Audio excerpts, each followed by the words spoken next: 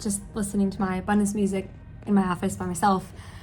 End of the day, I'm almost heading home, but I was talking about this with a 100K Mastermind student, and I'm talking about this with some salespeople on my company, and I feel like so often one of the big mistakes that six-figure entrepreneurs make is that short-term thinking, where it's like, I gotta have my wins right now, and like my sales team is like so eager to please that they're like panicking about getting results immediately. And I told them, I'm like, guys, I don't know what your typical, customer is like, but I'm patient. Like, I know this is gonna take at least 90 days to build up.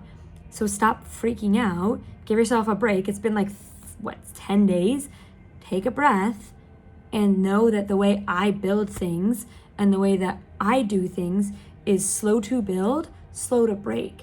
And so really my point in filming this is it's just very top of mind. You have to start thinking like an investor. If you want your business to scale to 7 figures, you have to start thinking like an investor. You have to start doing things now that will give you minimal return on investment in the short term, but will ultimately help you have a business that gets not just a high month and then a low month and a high month and a low month, but like consistent 6-figure months. Like, don't you want cash coming in $100,000, $200,000 every single month in a predictable, reliable manner? Because that's certainly what I'm building in my company. And there has not been a month in over 2 years where we've made less than $100,000 in cash in the bank collected. And it's because of the way I build with an investor mindset. And so if you're watching this, really the big takeaway, the thing I want you to be thinking about is, what are my expectations and what am I doing? I see this happen all the time, where an entrepreneur will be building for the short term and trying to solve short-term cash flow problems, but you never get out of the feast and famine cycle, because you do a bunch to make money and then you're exhausted. You have what I call launch hangover. So then you're like catching your breath and then you got to do it all over again. And it's all relying on you. It's not automatic. It's not an autopilot. It's not systematized, and it's freaking exhausting.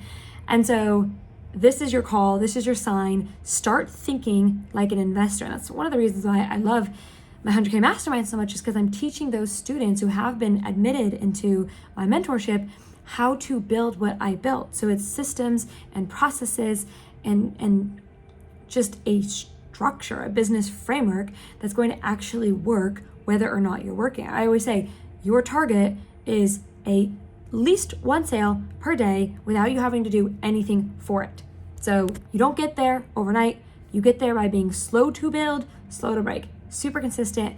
But I think it's something just a lot of 6-figure entrepreneurs are missing, and that's why they're stuck at 6 figures, and that's why they're not. Dude, the way I think about it, $1 million company, that's actually not that big. I know it feels big when you're not there, but I think I have a small company, and the people I hang with are running a minimum of a $10 million company. One of my good friends, Martha, does $85 million a year. Like, I think a $1 million company is a tiny company, and so it's easy for me to say, hey, if you want to get to 7 figures, which actually isn't that hard, one of the big things you need to start doing is building for 7 figures. You've heard it all the time.